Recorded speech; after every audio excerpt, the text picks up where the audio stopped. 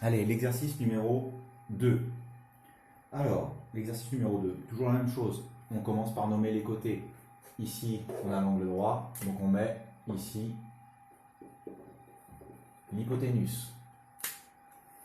Bon, si on travaille sur cet angle-là, ici on aura forcément l'opposé. Allez, vous commencez à être habitué. Et ici, le côté adjacent. Quelle est la formule qui utilise le côté adjacent et l'hypoténuse?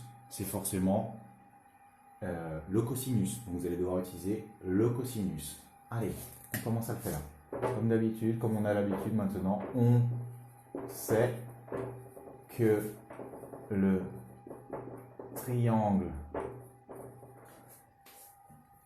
ABC est un rectangle en B. Donc, qu'est-ce qui va se passer donc s'il est rectangle en B? On va utiliser la formule, comme on a dit, du cosinus. Allez, utilisons notre cosinus. Cosinus. Toujours, on dit le cosinus de quel angle, hein? Vous vous en souvenez? Donc, c'est le cosinus, on travaille sur quel angle? Angle C, A, B. B, A, C, c'est comme vous voulez. Mais en tout cas, le A doit être au milieu. Cosinus de B, A, C. B, A, C. Allez, c'est le côté adjacent, donc AB. Le AB divisé par l'hypoténuse AC. On remplace le cosinus de BAC, c'est égal à 4,7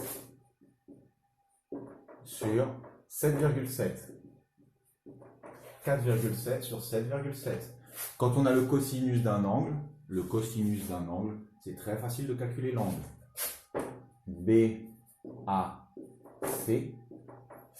on fait avec la calculatrice cosinus moins 1.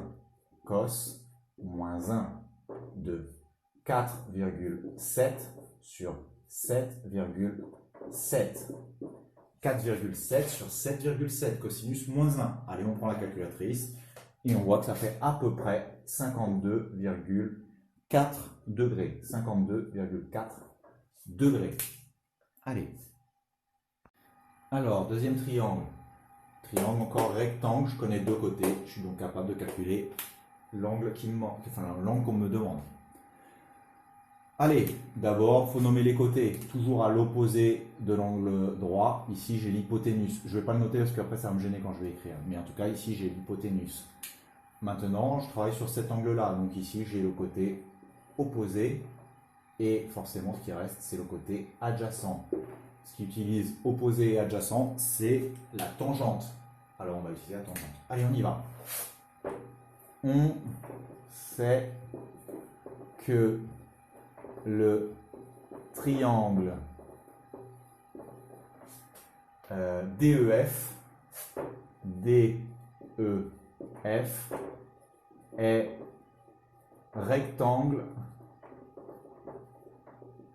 en E. Donc, si on sait qu'il est rectangle en E, allez, on peut utiliser nos formules. On a dit qu'il fallait utiliser la tangente. Allez, on le marque. La tangente, toujours, il faut bien préciser de quel angle.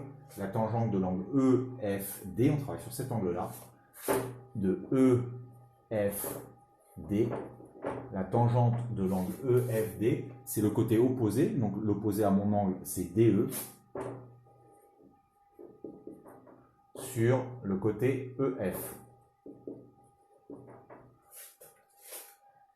Alors, à partir de là, la tangente de l'angle EFD, c'est, on remplace, DE c'est 1,9 sur 2,7. Vous savez que quand vous avez la tangente, vous avez une touche sur la calculatrice qui vous permet la tangente d'un angle, vous pouvez calculer l'angle grâce à tangente moins 1. Donc EFD, c'est égal à la tangente moins 1 de 1,9 sur 2,7. Allez, 1,9 sur 2,7, la tangente moins 1, ça fait à peu près 35,1 degrés, à peu près.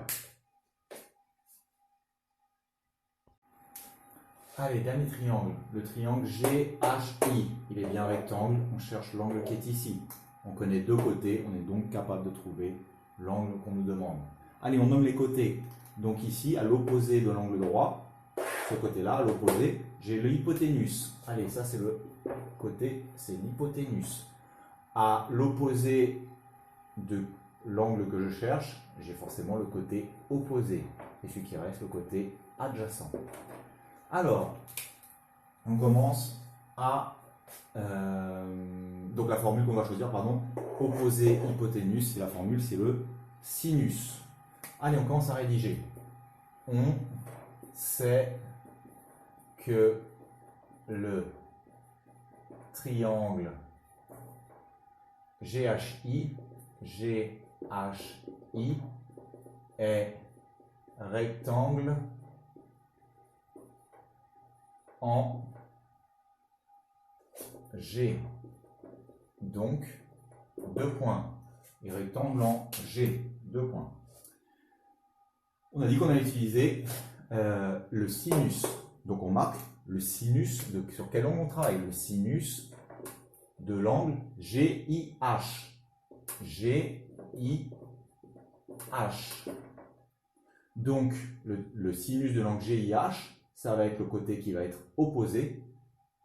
GH sur l'hypoténuse, sur HI. Allez, on commence à remplacer. Sinus de GIH. L'opposé, c'est 3,4 sur 5,8. 3,4 sur 5,8. J'ai oublié de mettre le chapeau, je le rajoute. Allez, j'ai déjà dit plein de fois, mais dès que vous connaissez le sinus d'un angle, le sinus de l'angle GIH, je peux trouver l'angle GIH. Allez, l'angle GIH, c'est égal à sinus moins 1 de 3,4 sur 5,8. Allez, vous prenez la calculatrice, vous faites le sinus moins 1 et vous allez trouver 35,9, pardon. Allez, à peu près 35,9 degrés. À peu près. Voilà, pour que tout le monde le voit bien. Bon, c'est caché, mais en tout cas, 35,9.